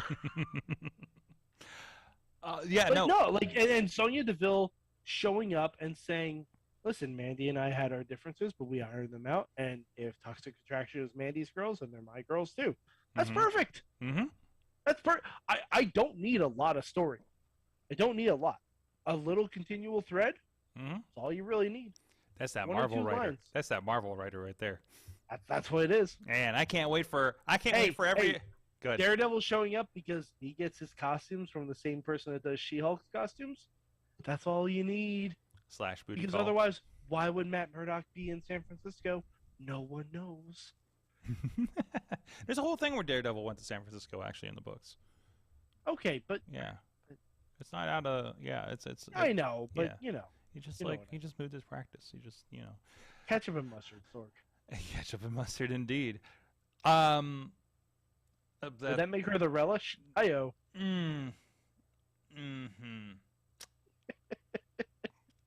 Surprised I didn't make that joke. She-Hulk smash. I think that's Case closed.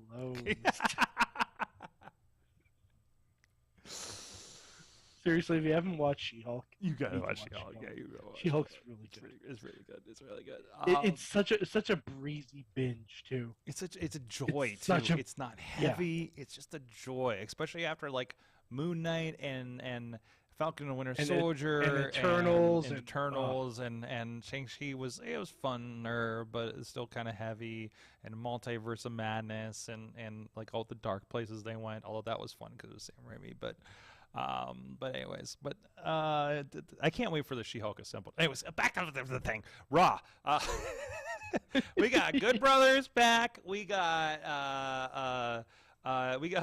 JBL and Baron Corbin is a thing.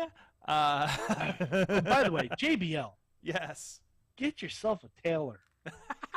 What the fuck, man? They got all that Fox business money. JBL out there looking like Tommy Pickles wearing his dad's suit. Like, I don't know what was going on with that. Like, I have a suit that fits me better. Oh, I That's don't saying know. a I lot. probably don't know. I need a new tailor By the way, before a next function. my suit for my wedding, Mm-hmm. the tailor that did it, he told me he worked on Paul Heyman's suit. Oh wow! Uh-huh. Another Paul. Right? Yet another Paul Heyman connection for you. Yes, I know. Well, because the dude, like, he was taking my measurements and everything, asking me, questions, and he was like, "Oh yeah, I worked on Paul Heyman's suits." I'm like, "Oh really?" I'm bragging about that for the end of time now. Oh, I do have my next wedding attending lined up. By the way, it's just over a year from now. So, and it is a wrestler wedding. I will not tell you yet who it is. So that's for off air. But I don't know. If you watch the show, you probably know which one's coming. Yeah, I have an idea. Tina also makes up a very good point in the chat room. Tina, forgive us. We haven't done this in a bit. Bray Wyatt's back, Sork. Oh, there's a Bray Wyatt too. We haven't talked about this yet. Oh, I completely forgot that we haven't actually discussed. Oh my God! And then that promo on Friday, where it's like real Bray, and he talks about the people he lost and everything. I teared up a little bit. Oh, jeez, that was rough. Yeah, that hit some places for sure. But definitely, and it's keeping the curiosity. There's obviously another entity that he's in at odds there's with. a couple. There's a couple. There's a couple potential entities. Yeah. So I like that they're keeping this very vague. yes, I mean, they're it's going to stretch out, be a thing, keep the mystery, keep people talking about it. But I know it's pretty good. So what did you think of the Bray Wyatt return action rules? Like with the real life Firefly Funhouse. Well, we talked about that the last show because we did the Oh, Sunday night that's show. right. Yeah, we did. We talked about that. I was gonna say I thought we mentioned. No, we Bray definitely Wyatt did. coming back. Okay. But this is just the SmackDown bit. Yeah. Thank you. I wanted to know what that song was that they played. "Shatter" by Code Orange is going on my playlist as well. Of course, there's another Code Orange shirt. Wait, the song's called "Shatter." Mm-hmm. Oh boy, you know what this is then, right? What, another clue? Kinda. Mm-hmm. You know the movie Glass? Oh my! I think that's it. I did not know that song was called "Shatter," but I think this is a rip. I think this is a rip from the pay-per-view. First thing that comes to mind to me is Glass. Mm-hmm. That's the first. And when you think of Glass, and you think of movies, Shamalama Ding Dong comes up. Shamalama Ding Dong. With multiple personalities, and they're talking to each other and everything like that. Like, yeah, who knows? I need a good link to it because apparently the one on YouTube Music is like a rip of the actual the reappearance. Yeah, it's a rip off of the pay-per-view audio wise, which is unfortunate. So new theme song featured co-wars W. Yep, that is too. Oh, they're all bullshit. Come on. Anyways, Code Orange. I saw people immediately like, hey, we need this song on Spotify. Yeah, seriously. Seriously, everybody wants it. I need to listen more Code Orange probably. One of their songs is "Swallowing the Rabbit Hole." Oh, there you go. And by the way, Pittsburgh band. Yep. Well, Bray Wyatt has so many Pittsburgh connections. It's so interesting. Catching flies. By the way, speaking of Pittsburgh, guess who's back? Elias! Oh my God! He's got a new song for us, and he didn't let Riddle play the bongos, but he promised one day. He got immediately involved. You know we're heading towards a four-way, right? Oh yeah. The Ali stuff is tremendous. I was showing. Dude, Raw ended with Mustafa Ali standing tall. Yes. In the main event. Sure, sign me up for whatever the hell this is. Absolutely, and absolutely. And Elias involved, and Seth is the champion. I am down for anything that happens from this. And here's what I want.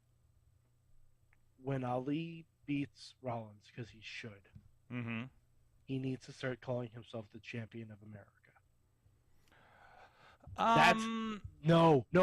But is he going to do? Is it that thing where remember he was doing that kind of American flag like motif thing, like he was doing those promos, right? So I'm trying to remember because it was almost like in the vein of Muhammad Hassan, but not right, but more like it was. More racially charged or less? No, it was less. It was less. It was more like a because I'm trying to remember because it was over a year ago, right? Yeah. And I feel like they were like an America has failed you, but we can fight forward kind of thing, right? Like we can make America, we can remake America. Like I feel like under the old regime that would have been a heel move. Like this can be a more positive maybe spin on that if he does that. I want it to be like Kevin when Kevin Owens was. He did that Super America, thing when he got the U.S. title. Like I want it to be like that, right? And maybe he does. Maybe he does turn and turn. He becomes a little more better than you kind of thing, and tells everybody what's wrong with them, kind of thing. It can go either way, and it can be interesting enough, right? Depends on what screws they want to turn on that idea. Apparently, Code Orange posted the lyrics to Bray Wyatt's new song. Do you want to hear the lyrics? Are you going to sing them to us? No. It's interesting. Okay. Well, let's let everybody do that for homework. I'll just retweet. I'll just quote tweet and I'll tag the Mayhem show so that everyone can see it. That was the debut of their new song, by the way. Yeah. They posted the lyrics, the Shatter debuts, a new song Shatter on WWE, but I don't think it has been officially posted anywhere. Shatter Extended Edition, but again, I think this is all. Yeah, these are all just pulls from the pay-per-view themselves. Oh, Tina literally just posted it in the chat room too. The song or the lyrics? The lyrics. Okay. So, I mean, they might be timing this or something, but I'm really interested to see where this ends up. I love that this one article is on Knotfest, which is obviously and Rhea Ripley's on this page too. Huh. Oh, yeah, because they have one of her themes as well. Rhea Ripley back in the ring. She had a brain injury. Oh, I'm so happy. Happy to see her back. So, like, that's good to see. I think what tonight, because she didn't wrestle last night, right? This is her first night back. Was tonight? Yeah, she's been doing some house shows, I think. Mm-hmm. But yeah, I'm glad to see her back. Hopefully, this means more women's matches on Raw, because I gotta say it, because I say it for AEW. Yeah, Potter was pointing out a tweet on this earlier as well. Past 2 weeks. There's only been one women's match on both Raw and SmackDown. Very light. Yeah. Granted, the women have been on ongoing through lines and backstage plots and everything. So there's been an ongoing story, which, okay, I get, but there's no excuse not to have two. Yeah, we're not featuring them. Well, there's one excuse not to. What's that? The show in 2 weeks. No, but I mean, Elimination Chamber was there, and they had. That is true. It is true. Yeah. But maybe they're still lightening it. Maybe who knows? Who knows? Because there's been and plus, like, I want to see a progression with the Nikki ASH thing. Mm-hmm. I want to see if we're going further. We really haven't seen her in a couple weeks. No, we haven't. No. And again, this could be refreshing all these characters too, like, because Asuka was taken out in storyline, Alexa was taken out in storyline, like. There could be reasons. There could be boss time reasons for this. No one knows what's going on anymore. I'm just going to stop saying it at this point. And then the second I stop saying it, that's when it's going to happen. We're about 10 till boss time. Anyways, but like Alexa could be getting a refresh. She could be part of this whole Bray stuff. Mm-hmm. Who knows? Mm-hmm. She could be part of it. Nikki could be getting a refresh. Doudrop could be getting a refresh. I don't know if they know what they're doing with the 24/7 title yet, if they're doing anything. It's been non-existent since Paul's takeover. Yeah. I think it's been existent on the house shows. Oh, okay. Oh, yeah. Because I've heard news about that. Oh, it's me. It's me talking. Okay. Well. Sorry.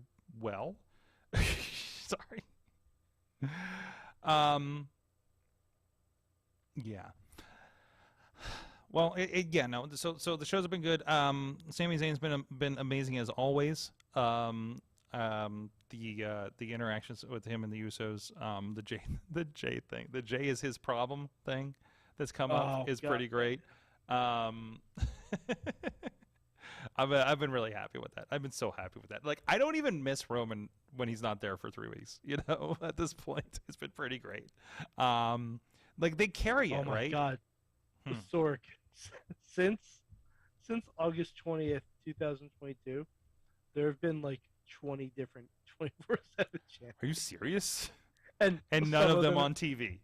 They're all at house shows. Oh, jeez. 3 of them have been referees. Yeah, I've heard about that. And they're like local celebrities then too, right? I don't think they've done that. I'm literally looking at the list of 24/7 champions.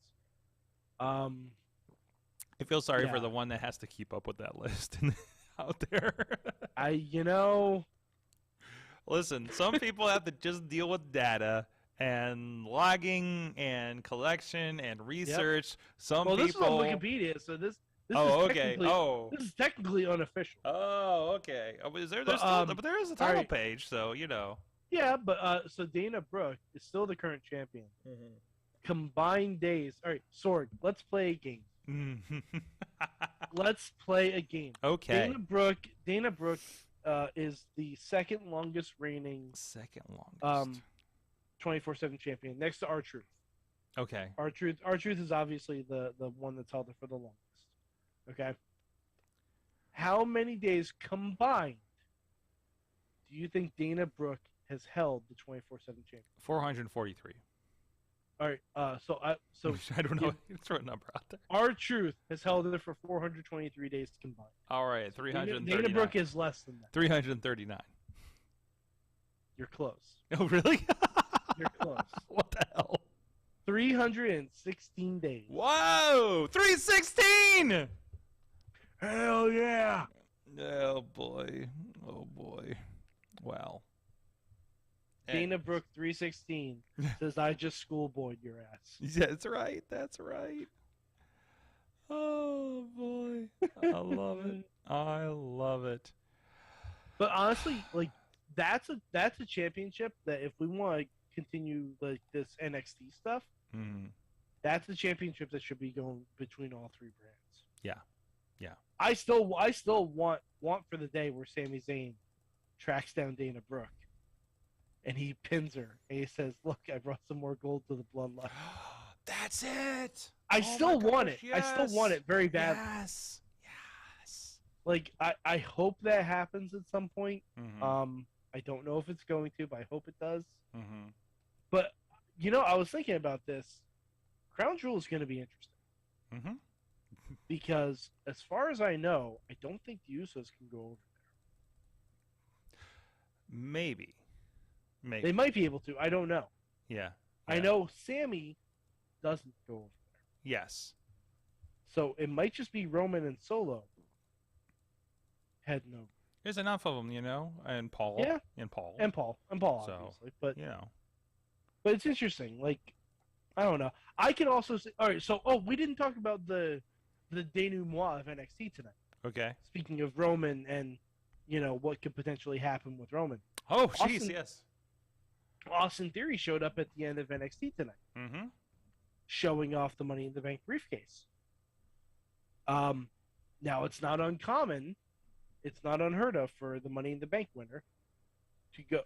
Oh, actually, for the Money in the Bank winner, I don't think has ever gone after an NXT title, right? No, I think you're thinking that was Charlotte. You're thinking the Charlotte Royal Rumble. That was Charlotte using the Royal Rumble to go after the NXT champion. Yeah, against Rhea. So this is different. It's interesting. Oh, you know what else I was thinking of though? Oh no, that was still the Rumble. Never mind. I was thinking of Edge going to NXT to talk to Balor and. But yeah, that was still the Rumble. But I don't know if Theory's gonna show up at Halloween Havoc. I think that'd be interesting. I don't think they teased it for nothing. No, I think they teased it to get people to watch. It is the go home show after all. Everybody lives in Orlando that showed up tonight, probably. And plus, there is someone who lives down in Orlando who probably would not want Austin Theory to become the NXT champion, and he goes by Mr. Bananas. He lives down there. Yeah.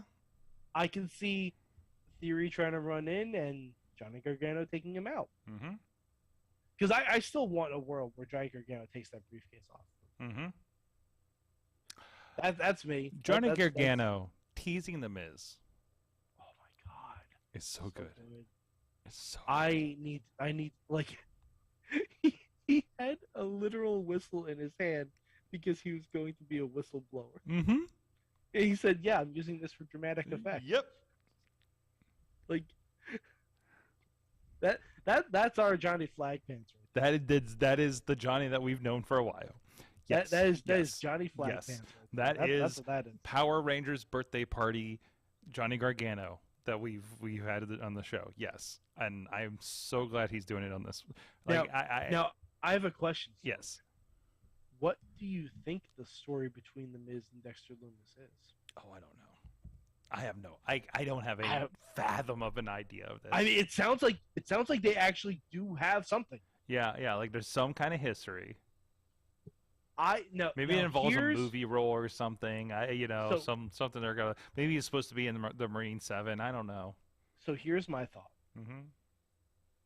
I think, and this is me spitballing an idea, obviously. Mm-hmm. I think Miz might have flaunted his marriage with Maurice too much, that it upset Dexter and Indy because their marriage was torn apart. Mm-hmm. And I think Miz might have been the one to call the cops when Dexter reunited with Indy at NXT. Mm-hmm. And I think if that's the case, that's a fun story. That's good, but on a side note, I do like the part where we when the Garganos might take over Miz and Mrs. was. Oh yeah, hell yeah, absolutely, absolutely. Yep. Instead of Miz and Mrs., give me Mr. and Mrs. Wrestling. Mm-hmm. Yeah, sure. Mm-hmm. Give me that show all day, every day. Mm-hmm. Mm-hmm. Flag Pants and Poison Pixie. Sure. Real quick, and then we're gonna get out of here. What are your thoughts? Have you seen the reports of the backstage reality show that might be coming up from AEW? I think they're just starting to shoot it now. I'm presuming this is kind of a replacement for the Rhodes project since they left the company. So I don't care. You don't care. I don't care. All right. No, because we don't know the context for the show too. We don't know the context. We don't, but I think for them to start pitching / filming a backstage show when the stuff that's been happening just in the past couple months at AEW backstage. Yes, but this is probably something that was been in the works since well before that. I'm sure it has been. I'm sure it's been in the works since Cody left. But read the room. Read the room a little bit. Yeah. Read the room. Yeah, I get it. I'm sure Discovery and TNT and all that stuff, they want a replacement for Rhodes to the Top. They love reality shows and it's probably cheap to produce. Mm-hmm. Oh yeah. But that's why they love it. That's why they took a hatchet to all the scripted stuff, because that's their way to make money, Yeah, I don't know. I don't care. When it comes out, am I going to watch it? I'll probably give it a shot because journalistic integrity. Of course, something. Watch it like it's your job. Yeah. Yeah. Yeah. LA Knight, baby. Oh man, it's such a good week. Such a good week. Oh my gosh, wrestling was so good. See, this is also another reason why WWE hasn't had more than one women's match a week, because they are bringing back all these people. Yes, it's getting there's a lot going on. It's getting a little cluttered, and I think once we get all the returns back that they want to bring back, I think we're toward the end of it. I think War Games is going to be probably the last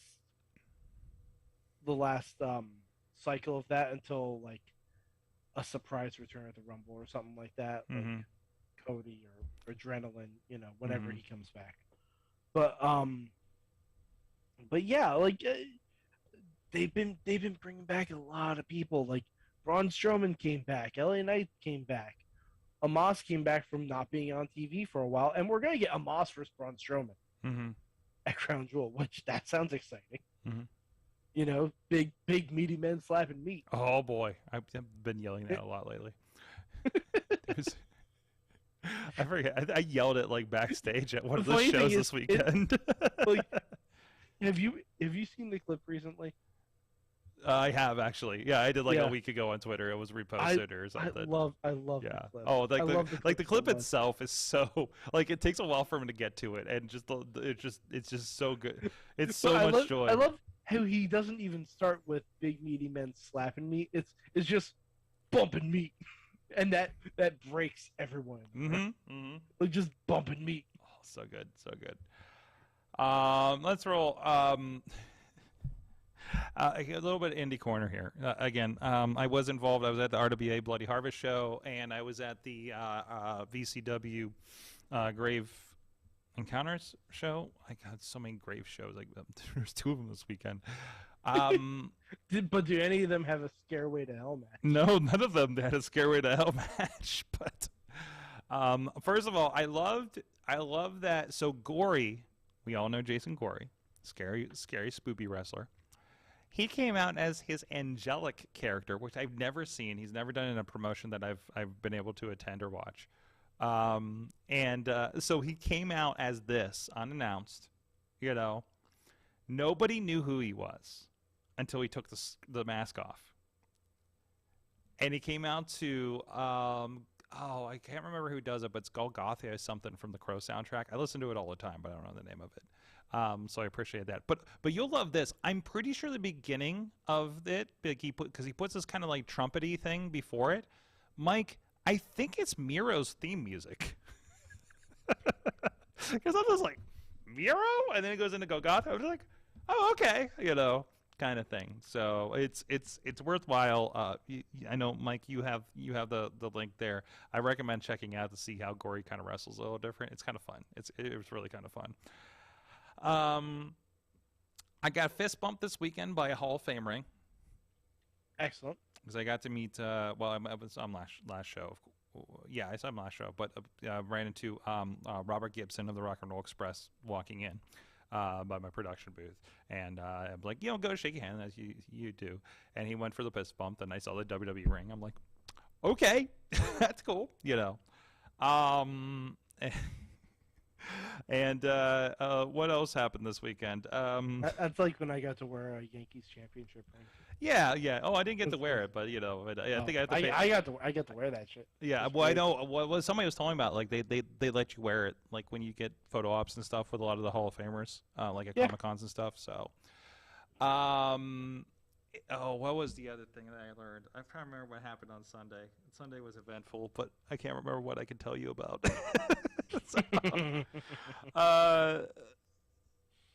When you bring a casket out and you just straight up use the Undertaker music is interesting. They had druids. I mean, it is a funeral. Mike, they had druids and everything. Of course they did. Like they straight up like I just love the attention to the detail that happened with these places, right? There's some good minds on all the promotions that we work with. And that was, and I need to go through some more of the Rise Wrestling show to see what happened there. And also being the idea and the concept from Twitter of MV Young being booked into a casket match, which is his second in 1 year, while he was doing laundry. was fun to see unfold the other day too. No, great stuff. Always a fun time there. What did I learn from wrestling this weekend? Wrestlers are typically the most behaved at a Denny's. There you go. So, and we introduced somebody at Texas Roadhouse for the first time. How can somebody be wrestling for nearly a decade and never encounter a Texas Roadhouse on the road? That seems it's kind of regional. It seems regional. Kinda. I find Texas Roadhouse everywhere except Texas. You go everywhere. Right. No, they just call them roadhouses there. Right. Thank you. You got our joke from Sunday. Ironically, Terry Funk's at all of them. Yes, absolutely. Mike, what'd you learn from wrestling? Oh God, what did I learn? Chat room hit me up too. Jesus, what did I learn from wrestling this week? I learned that Johnny's a blabbermouth. Okay. I learned Johnny's a blabbermouth. He's gonna spill the tea, as the kids say, next week. No, I also learned that. Oh, all right, and this is something maybe we can get into next time a little bit more. I finally figured out what my issue with AEW is. Tony Khan is the Zack Snyder of wrestling. Oh, it's worth the right company, I guess. Okay. No, explain. I mean, like, explain. It just between the rabid fan base of both AEW and Snyder Bros, who won't accept any criticism about anything ever. And a lot of it has to be like dark, gritty, hard hitting, like all that stuff. And it's just like because I was watching, I was trying to keep focus on myself at work, so I put on the Zack Snyder's Justice League in the background just for noise. And I was listening to it. And I'm like, these are AEW promos. Like they really are. For better or for worse. And I don't like a lot of the Snyder movies. So it kind of tracks. Like, are there things I enjoy? Yes, I like Shazam, but that's like your Orange Cassidy's. That's like okay. I have something for you. If AEW is the Snyderverse of pro wrestling, then Defy Wrestling is the Justice League Director's Cut. You realize I didn't like that, right? Yes, I know. And, wow. And it's darker and grittier than what you see on AEW. But see, here's the second realization I made. Okay. AEW and this, it's DC Comics. Okay. No, like it is. Okay. Because all right. Because they have a lot of stuff going on. Mm-hmm. They should be able to focus, but there's so much crap going on. Meanwhile, WWE is the MCU. Like, NXT might as well have been She-Hulk, because you're bringing in people from Raw, you're bringing in people from SmackDown. There's all this crossover talk, and it's all connected. AEW feels very disjointed to me when they jump from storyline to storyline. There are a couple through lines in there, obviously, but it feels very disjointed to me. And then sometimes you'll get stuff like the Suicide Squad, which is it canon? No one knows. You know what I mean? Like, so that's where I'm at with this, because I keep seeing previews for Black Adam. Yes, going to see it on Thursday. Yes, I got my tickets lined up too. Yep, I'm watching this. I'm like, okay, now The Rock has spoiled something himself. He has spoiled it. I'm not going to say it here because I'm upset I found out about it because The Rock spoiled it himself. I'm not going to say what it is. Nobody's going to get The Rock in trouble. No, exactly. No one's going to get He's probably a producer on the movie, so. Yeah, probably. Probably. I'm sure he's double. I won't be surprised if I don't see a $7 in front of that thing. Yeah, of course. But is that canon? I have no fucking idea. Like no one knows where anything fits in to the DC movies and stuff. Like, it's all jumbled. Whereas there are people who have made supercuts of the MCU timeline, like in timeline order, minute by minute. Like what you have to, like, first you watch the first couple minutes of Thor: The Dark World, where they talk about prehistory stuff. Then you watch some of the Eternals. Then you watch some of Captain America. And they literally go from the beginning of time to the end of She-Hulk, I guess, which would be the most current thing in MCU. Like they literally go through the whole thing. And DC doesn't have that. What I'm basically saying is that AEW needs a Kevin Feige. I put something. That's really what I learned. AEW needs a Kevin Feige. I put something in the chat room for you, because I think you need this T-shirt. This is a T-shirt from one of my favorite YouTube channels, Toy Galaxy. Why don't you pull it up real quick and react? Yep, I like it. That's good. Literally, the shirt is it canon? Yep. Yes. Because there's always a bit. This is the. Do you watch Toy Galaxy? No. Recommend. Okay. By the way, I would please look it up. We'll just leave it at that and find the one about your favorite thing and let them go. Okay. Maybe I have seen it. They do some deep. I share them a bit from time to time. They do some deep research on. The idea is it's television shows that were based on, like, selling toys and stuff, like, He-Man, Transformers, and then like Gundam Wing and things like that. I have watched one of these. Yeah. For Teenage Mutant Ninja Turtles 2, The Secret of the Ooze. Yeah. Oh, there's a lot more because they do one on like I think they have one on each movie now. I don't acknowledge that third movie. No, but they walk you through why you shouldn't. So no, I don't acknowledge. But no, that's one of the jokes. The third TMT movie for me is that animated one with Captain America in it. Oh, he is in it, yeah. And Buffy. Who did he play in that one? He played Casey Jones. He was Casey Jones. I recently tried to watch And Sarah Michelle Gellar played April. Yeah, Patrick Stewart was the bad guy. Patrick Stewart plays a wonderful bad guy. Wild. He does. Did he do a Toy Soldiers remake or something?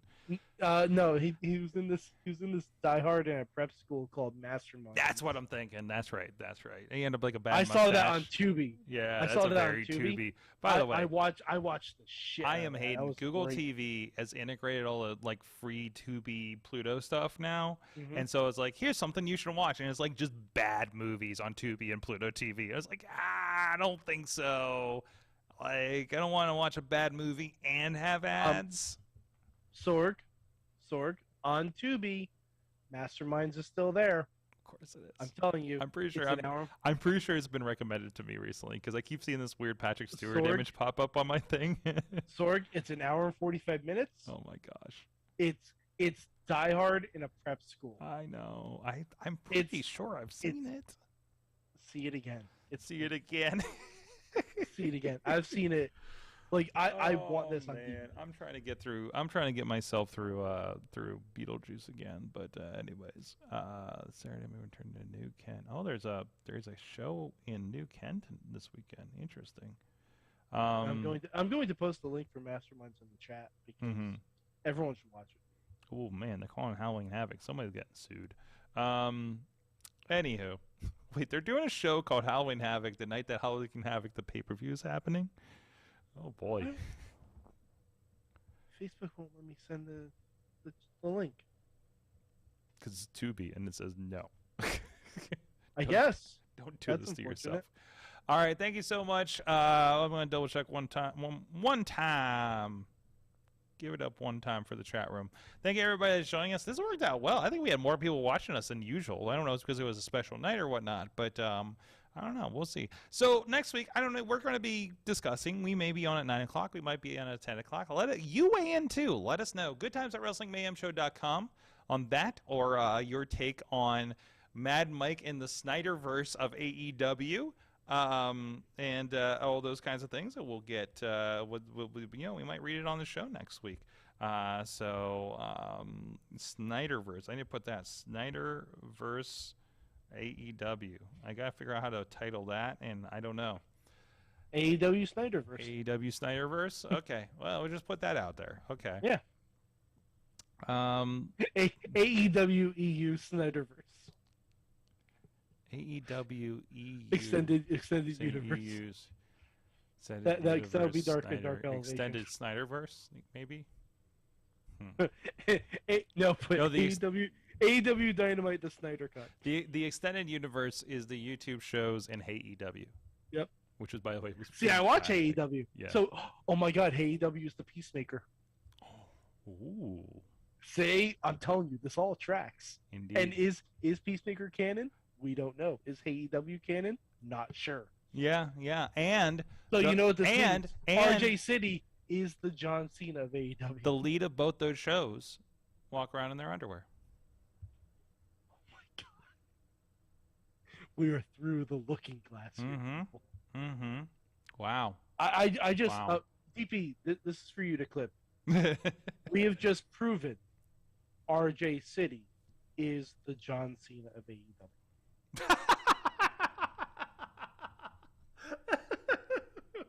On that note, thank you so much. This has been the Wrestling Mayhem Show. We'll see you guys next week. Mayhem out. Just wait, just wait, just wait, just wait. Wait for the perfect time, then attack. Don't give up what you want, take it back. Wait for the perfect time, then attack. This show is a member of the Sorgatron Media Podcast Network. Find out more at sorgatronmedia.com.